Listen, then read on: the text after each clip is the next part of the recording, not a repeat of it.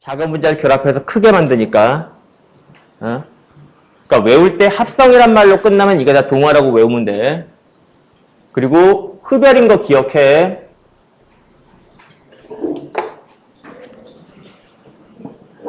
얘들아, 열하고 에너지는 같은 거다. 열하고 에너지는 같은 거야. 열하고 에너지를 다른 거라고 생각하지 말아라. 그래서 흡열이면 에너지 흡수한다는 뜻이다. 에너지. 그 다음 이화는 조금 독립적으로 외워야 될 것 같다. 세포호흡, 소화. 솔직히 소화가 고분자를 저분자로 분해시킨다고 하는 건 뭐 익히 어려움이 없을 것 같아. 소화 워낙에 어릴 때부터 배우니까. 근데 세포호흡. 봐, 세포호흡. 조금 멋있게 쓸게.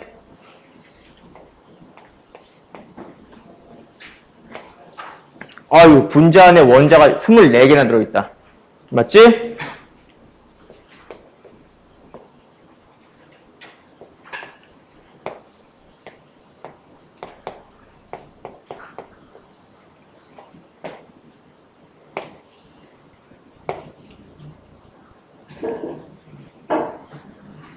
그쵸, 됐다. 아유, 분자 하나에 24개나 들어있는 원자가 이렇게 이산화탄소랑 물로 쪼개졌어. 분자 하나에 원자가 3개씩밖에 안 들어있잖아. 그치? 네, 이게 분해하는 거야. 그래서 큰 분자를 작은 분자로 분해해. 그러면서 이때 에너지가 나오잖아. 그리고 그 에너지로 우리가 생명활동하는 거고. 그래서 기억해. 발열이야.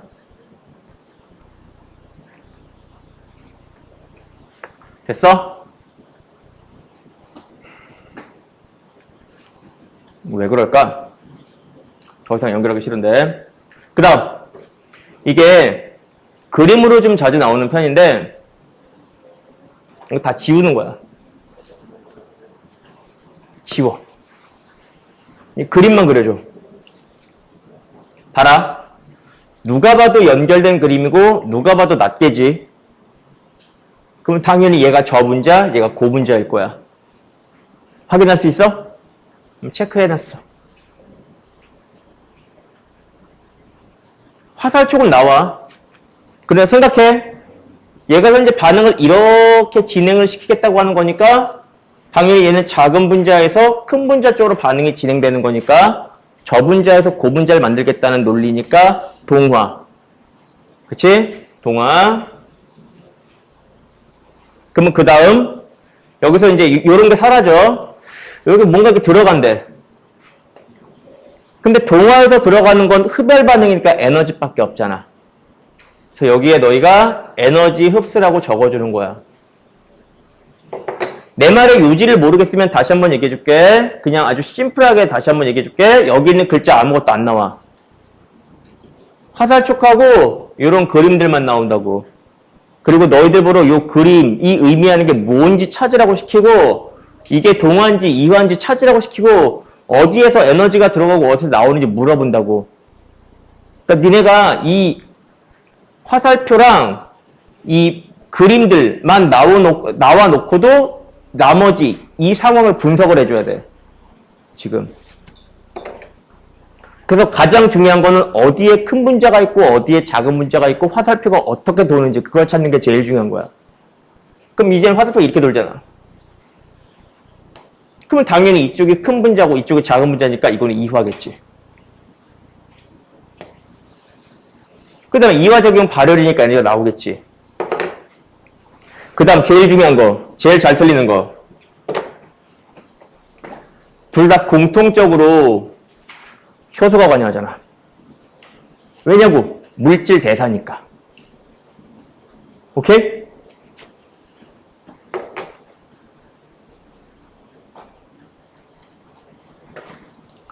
그 다음 똑같은 상황을 그래프로 분석할 수도 있어. 여기 봐봐, 그래프. 반응물의 에너지 수준은 낮은데 생성물의 에너지 수준은 높대. 왜? 에너지를 흡수했으니까. 이해돼? 그럼 뭐라고 써줄 거야? 동화. 맞지? 동화 반응하면은 에너지 흡수했으니까 반응물보다 생성물의 에너지 수준이 높을 거 아니야. 물은 다시 한번 더 여쭤볼까요? 긴류도 안 왔죠? 네.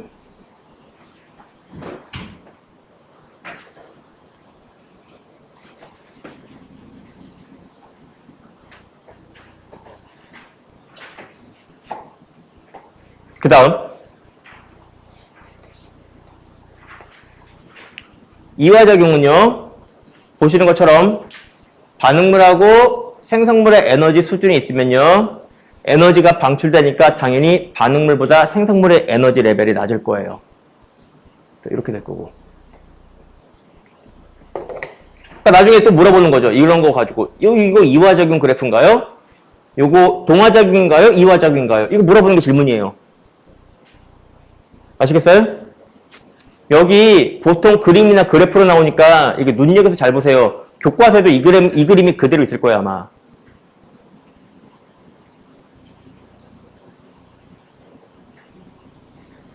그 다음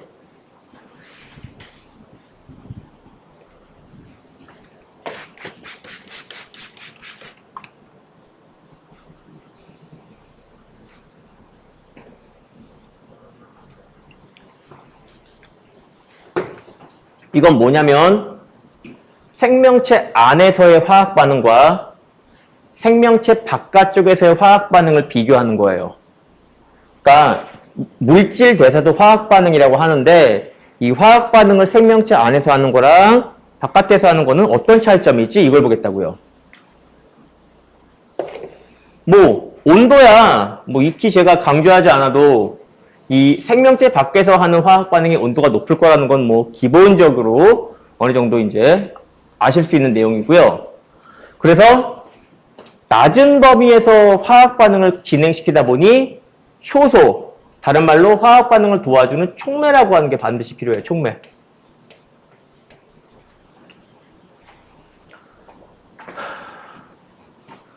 촉매라고 하는 건요, 반응 자체적으로 반응물로 참여하는 건 아니고요. 그냥 그러니까 반응에 관여하는 건 아니에요. 그러니까 이게 뭐 생성물로 바뀐다거나 그렇게 관여하는 건 아닌데 반응 자체만 살짝 서포트 해줘요.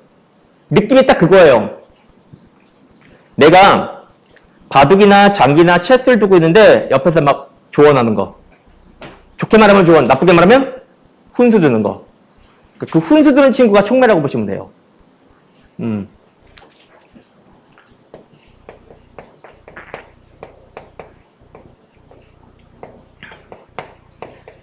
직접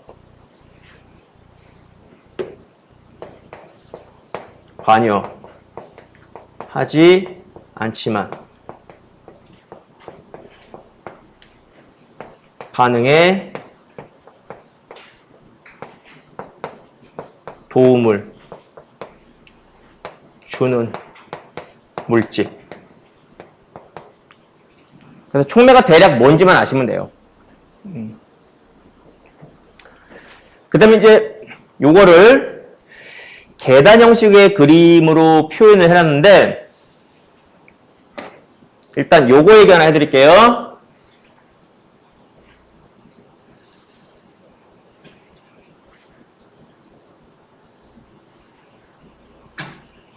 아 진짜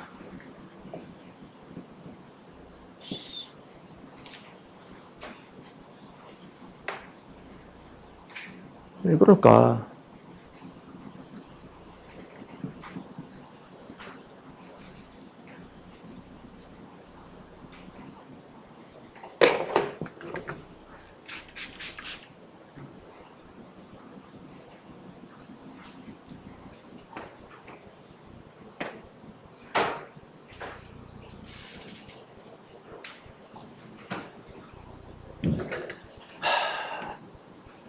미안하다. 이게 뭐 중요하다고 여기지 않을 수도 있는데요.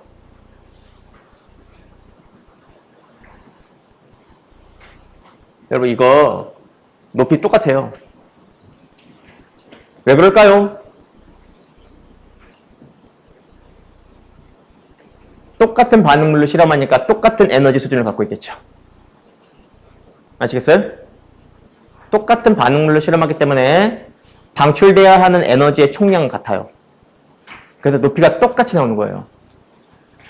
단, 얘는 한 방에 에너지를 그냥 팍 쏟아내는 거고요. 얘는 단계적으로 방출하죠. 단계적으로. 그리고요, 또 하나 공통점, 높이 똑같다는 게 공통점, 단계적으로 한 방에 차이점, 또 공통점, 생성물이 똑같아요.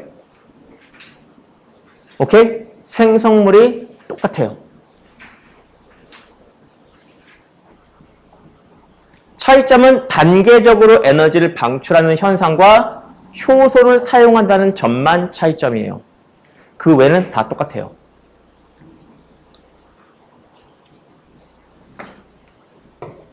됐죠? 그럼 이제 본격적으로 효소 얘기해 보도록 할게요.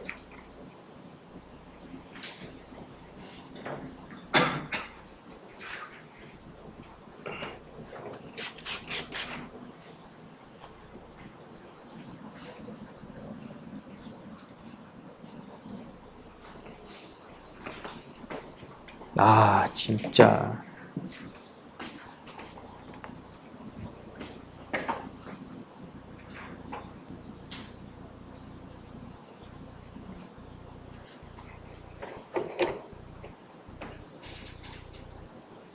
해볼게. 이 그래프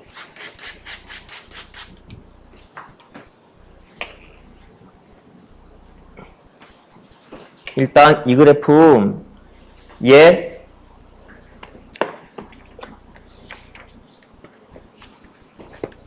분명히 여기에도 그래프 하나 있었지. 여기에. 그치?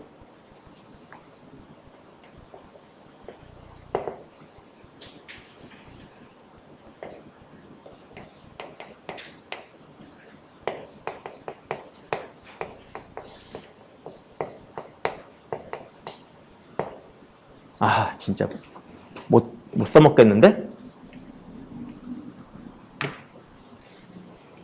그냥 봐. 분명히 여기 그래프 있었어.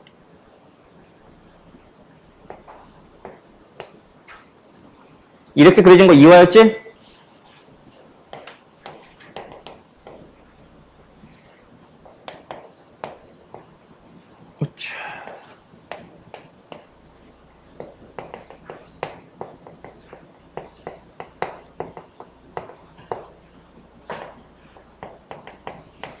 이거 동화였지?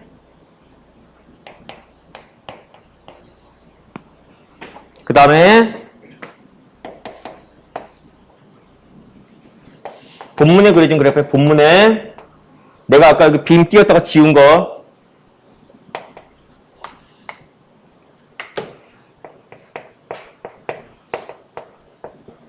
참고로 얘 괜찮아. 얘 다른 강의에서 연결하면 아무렇지도 않아. 여기만 오면 그래. 그래서 태블릿을 바꿀 수는 없어. 다른 데 강의 정상이거든. 여기만 오면 그래. 왜 그러나 모르겠어. 에너지. 아이고. 그래서 아까 너희랑 처음 그 개념 할 때 얘를 켜놓고 하고 싶었거든. 근데 얘 이럴까봐 안 켰던 건데 역시나 애가 똑같아요.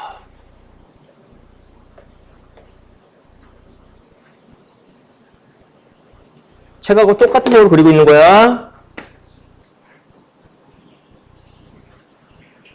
완벽하게 똑같지 않아서 좀 미안하긴 한데 이렇게 됐어? 여기까지. 내 말 잘 들어. 너희는 이 그래프를 상당히 어렵게 내. 첫 번째 파악해야 되는 거 있어. 반응물 보고 생성물 봐. 곡선 보지 말고 반응물 보고 생성물 봐. 봤지? 얘랑 똑같지? 일단 얘 이화작용이야. 그거 판단해야 돼. 이화작용. 요거 이화작용이야. 됐니? 그 다음 요거 옆에 사이드에 사이드에 그래프 또 있어.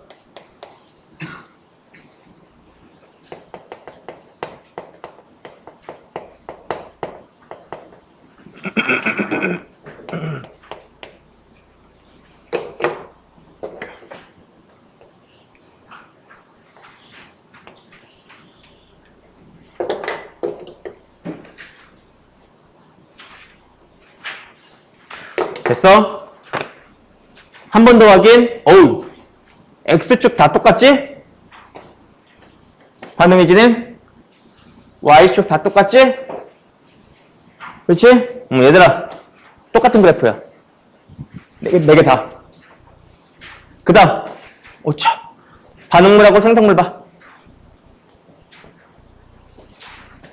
보여? 잘 봤어. 얘는 동화작용이야.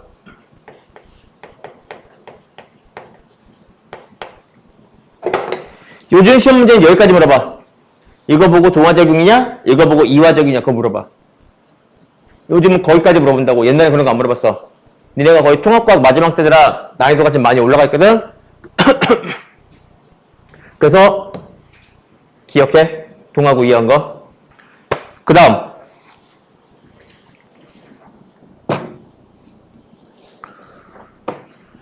반응물이야. 이거 내가 뚫어져라 쳐다보면 화학 반응해? 안 하지. 이유는 간단해. 여기에 이런 에너지 언덕 같은 일종의 안전핀이 걸려 있어. 그래서 외부에서 이 에너지 언덕을 넘을 만큼의 에너지는 외부에서 공급해 줘야 돼. 이게 외부에서 공급한 에너지야. 그럼 이 에너지에 의해서 이 반응물 에너지 언덕 넘어갈 수 있어. 그치? 근데 가끔 이 종이가 종이가 활활 타는 게 아니라 타다 마는 경우도 있지. 그거는 외부에서 공급한 에너지가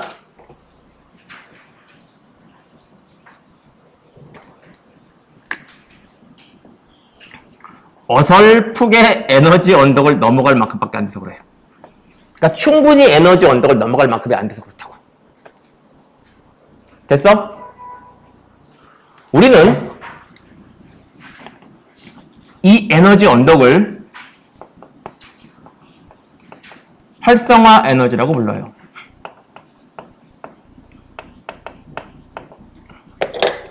그리고 반응물과 생성물 간의 에너지 차이값을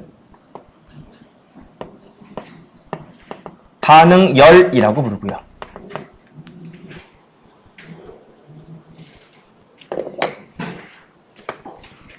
물론 당연히 이 빨간색 그래프의 경우는 얘가 활성화 에너지죠. 점선이.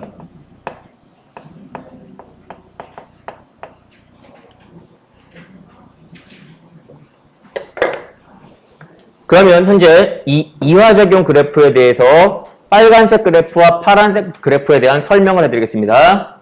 좀 더 정교하게 그려져 있는 건 책이고요. 저는 조금 이제 정교하지가 않은데, 일단 기본적으로 어떠한 촉매도 처리하지 않고 촉매 처리 없이 반응물과 생성물 간의 화학 반응을 이끌어내면 이렇게 활성화 에너지가 상당히 높은 상태로 반응을 진행하게 됩니다. 근데 여기에 촉매 처리, 효소 처리를 해주면 이 활성화 에너지가 뚝 떨어져요. 그래서 예를 들어 볼까요?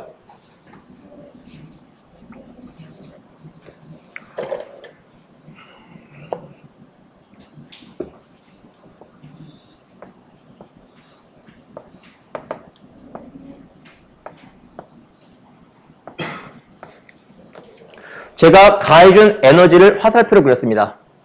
보시면 알겠지만 이 가해준 에너지 중에서 활성화 에너지를 넘길 만한 에너지는 하나밖에 없습니다.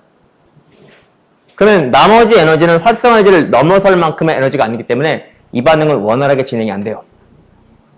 그런데 효소를 처리해서 이 반응의 활성화 에너지를 뚝 낮춰놓고 보니 겁나 원활하죠. 반응이 스무스하게 진행이 됩니다. 그러니까 이런 게 촉매가 필요한 이유예요. 효소가 필요한 이유가 이런 거라고요. 그러니까 외부에서 적은 에너지를 투입해줘도 반응을 원활하게 진행시킬 수가 있어요. 제 말 무슨 말인지 아시겠어요? 그리고 촉매를 투입해준다 하더라도 활성화 에너지만을 조절해줄 뿐 이 반응물과 생성물 간의 에너지 차이는 안 건들죠. 그렇죠? 그러니까 외부로 방출되는 에너지 양도 똑같아요. 됐어요? 근데 요즘은 이게 시험에 잘 나와요. 됐죠? 그럼 이제 저랑 얘도 해볼게요. 첫 번째, 반응열은요, 언제나 반응물과 생성물 간의 에너지 차이예요.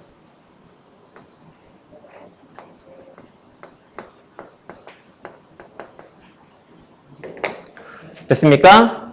근데 동화작용은요, 에너지 언덕이 어디서부터 시작되냐면 여기서부터 시작되기 때문에 동화작용의 경우는 활성화 에너지가 이만큼이에요.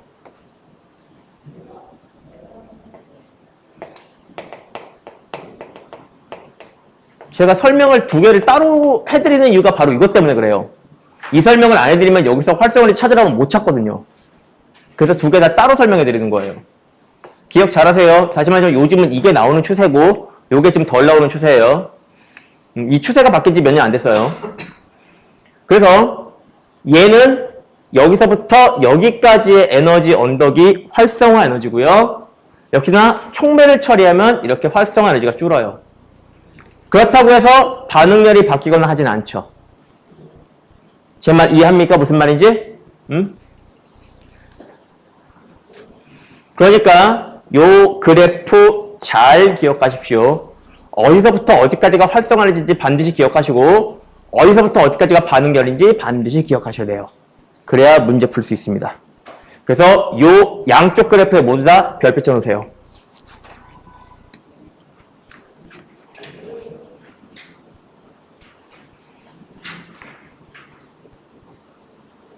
그리고 이게 흡열이고 동화고 이게 발열이고 이화라는 건 당연히 알고 있어야 되는 겁니다. 책에 안 적혀 있어도 제가 분명히 다시 한번 얘기했죠. 요거랑 연계해서 4개를 다 같이 보는 겁니다, 지금. 오케이? 얘는 거기 교재에 흡열 반응이라 적혀 있죠? 그 위에다가 한 글자만 더 적어주세요. 동화작용. 얘는 거기 그래프에다가 이화작용이라고 쓰시고요.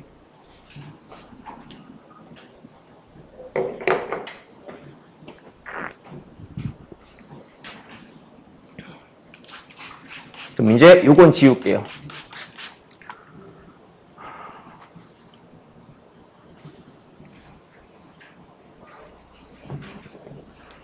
요건 지우고 그 다음 얘기하도록 하죠. 그 다음 두 번째 옆에 187페이지 효소의 작용.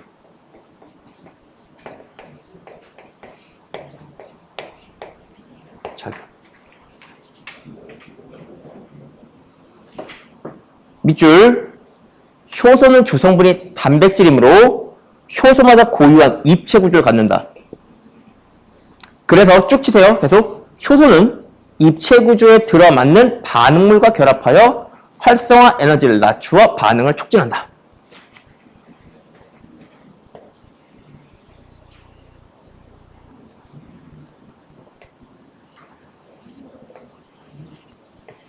근데 그림이 이쁘진 않지만 좀 잘 봐주시고요.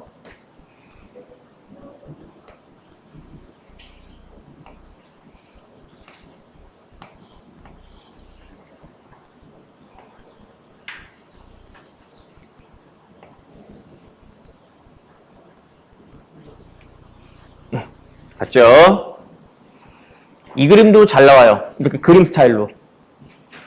여기서 효소는 반응에 도움만 줄 뿐 절대 참여하지 않기 때문에 입체 구조가 절대 바뀌지 않습니다.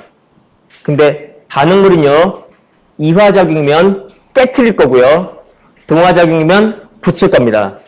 그러니까 반응물과 생성물은 원래 모습에서 바뀌어요. 내 말 이해해요?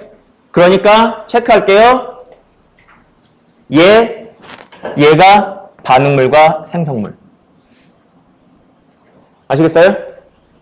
얘는요, 그림 좀 개떡 같지만 촉매. 무슨 말인지 알겠어요? 촉매.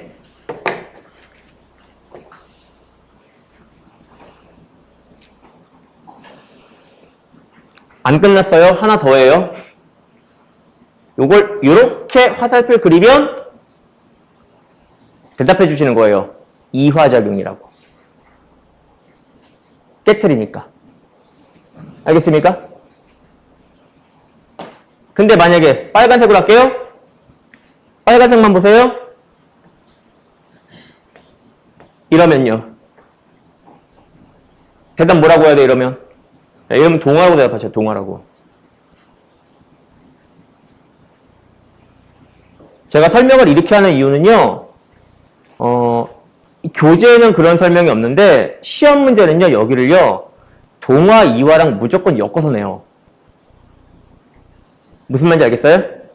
여기 효소의 작용도요, 동화, 이화 설명은 없고, 효소는 이렇게 이 반응물하고 상관없이 그냥 독립적으로 이 모양 그대로 존재한다. 여기 설명은 그건데, 학교 선생님들 그렇게 안 낸다고요.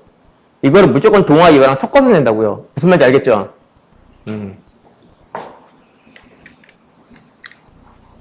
그래서 이렇게 효소라고 하는 이 단백질의 입체 구조에 의해서 그 입체 구조와 key and lock, 열쇠, 자물쇠처럼 딱 들어맞는 반응물이 반응에 참여하는 겁니다.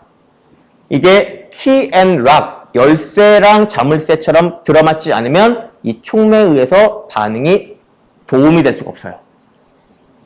이해돼? 됐어. 그럼 이제 바로 효소의 특성으로 갈게.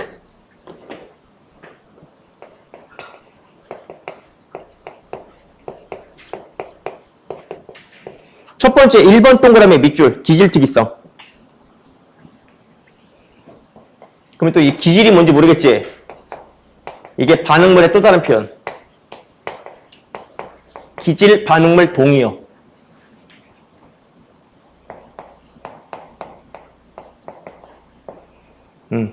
방금 앞에 설명한 이게 기질특이성이야.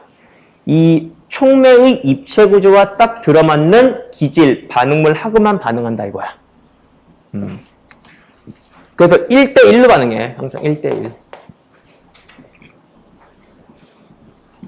여기도 예시가 나와 있지만 중등 때 소화효소 배울 때 아밀레이스라는 소화효소를 배우거든. 중등 때.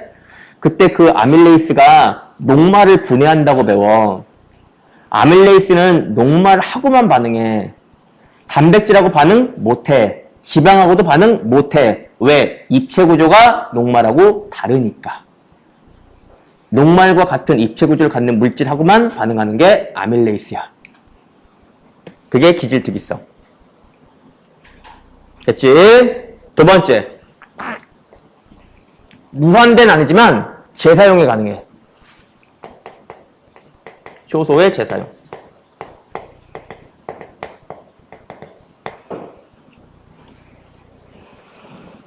그래서 이 반응물과 효소가 결합한 다음에 다시 분리가 되면 생성물이 되어서 떨어져 나가고 효소는 그 입체 구조를 그대로 갖고 있고 다시 돌아와서 새로운 반응물하고 결합하고 이게 반복된다고.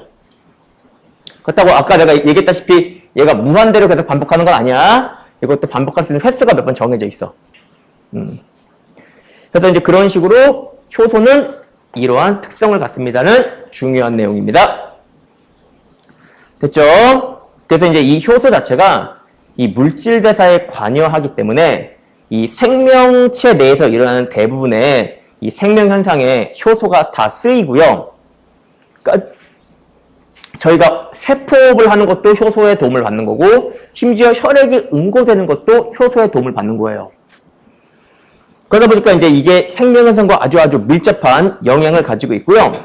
그 다음에 그러한 효소의 특성을 생명체 밖에서도 이끌어내서 여러 가지 화학 반응 혹은 여러 가지 분야에 사용하고 있는데 보면 뭐 일상적인 생활에서는 가장 여러분한테 설명하기 쉬운 게 연육제? 고기를 좀 부드럽게 해주는 거예요. 그래서 고기를 젤 때, 양념에 젤 때 키위 소스라던가 배즙 같은 걸 이용하면 거기에 있는 효소에 의해서 고기가 좀 부드러워져요. 그런 게 연육제예요. 그 다음 뭐 의학 분야에서 뭐 혈전 용해라든가 산업 분야에서 이 가죽 등을 생산하는 그런 분야들, 그 다음 뭐 바이오 에너지 생산과 같은 환경 분야, 이런 여러 가지 분야에서 실제로 효소를 활용하고 있다는 것 정도만 그냥 보시면 되고, 실험 하나 같이 볼게요.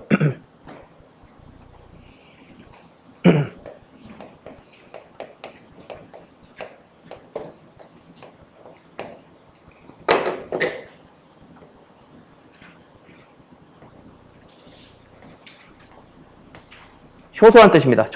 전미어, 레이스, 아밀레이스처럼. 효소라는 뜻의 전미어예요.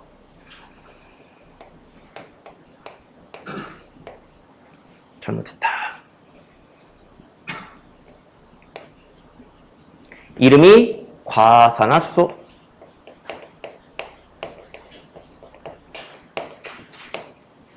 참고로 얘가 이름이 물이 아닙니다. 산화수소입니다. 물은 그냥 일상적으로 쓰는 관용명. 공식적인 화학계에서의 공식 명칭은 산화수소입니다. 그래서 산소가 과하게 붙어서 과산화수소입니다. H2O2가.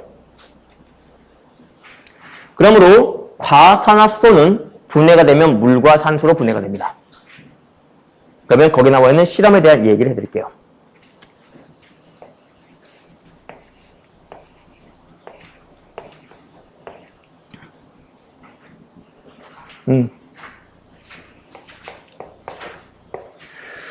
탐구자료 창을 보시면 시험관 A부터 C에 3% 과산화수소를 넣은 후 A는 그대로 두고 B에는 감자 조각, C에는 생간 조각을 넣는다. 여기 제가 명칭 붙여드릴게요. 나중에 상위 학년 올라가시면 부를 명칭이에요. 대조군. 모든 걸 다 얘하고 비교하는 거예요. 어떠한 실험 조건도 넣지 않는 가장 기본적인 형태예요. 대조군. 그 다음 여기다가 감자, 생간. 그 다음 만약에 학교 선생님이면 D, 삶은 간. 순대 드시면 먹죠. 삶은 간. 그걸 넣을 거예요.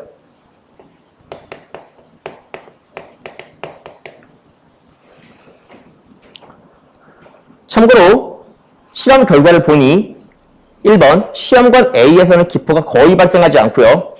2번 시험관 B와 C에서는 기포가 발생한다고 되어 있습니다. 그래서 기포라고 하는 건요. 여기서 과산화수소가 물과 산소로 분해되었을 때 그 산소가 이렇게 뽀글뽀글 올라오는 게 기포예요. 그리고 혹시나 이게 산소인지 더 확인하기 위해서 필요하면 외우세요. 산소 확인하는 작업은 무조건 꺼져가는 불씨입니다. 꺼져가는 불씨는 무조건 산소 확인하는 거고요. 그냥 일반적인 불씨를 갖다 댔더니 펑 터졌다? 이거는 수소 확인하는 결과예요. 펑이라는 말 나오면 수소, 꺼져가는 불씨가 활활 산소. 이렇게 나눠서 기억하세요. 근데 여러분 뭐 수소 확인할 일 없으니까요. 아니다. 나오는구나 수소. 4나와넌. 펑 터지면 수소다. 꺼져가는 불씨가 활활 타오르면 산소고. 그래서 둘 다 감자나 생간에는요. 실제로 카탈레이스라고 하는 효소가 들어있고 이 카탈레이스에 의해서 이 과산화수소가 물과 산소로 분해가 되어서 기포가 발생해서 뽀글뽀글 위로 올라옵니다. 그리고 그걸 한 번 더 확인하기 위해서 꺼져가는 불씨를 갖다 대는 거고요. 됐죠? 하나 더 말씀해드립니다. 실험은 교과서마다 다르기 때문에 하나 더. 종이를 뜯어서 집게로 이렇게 밑에 갖다 놓습니다. 눌러요. 셌다.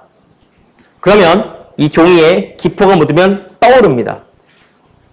그래서 종이가 뜨는 속도가 반응 스피드랑 비슷해요. 이렇게 실험하는 경우도 있어요. 교과서에 있을 거야 아마. 그러니까 얘는 종이가 안 뜨겠죠.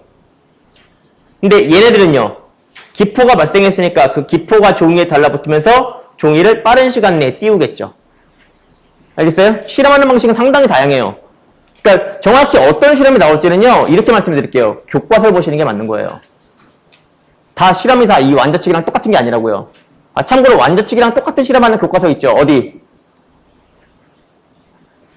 니네 과학 교과서가 비상 교과서면은 완자측이랑 똑같아. 근데 과학 교과서가 천재교육이야, 미래엔이야, 금성출판사야, 그러면 똑같이 안 나와. 알겠어?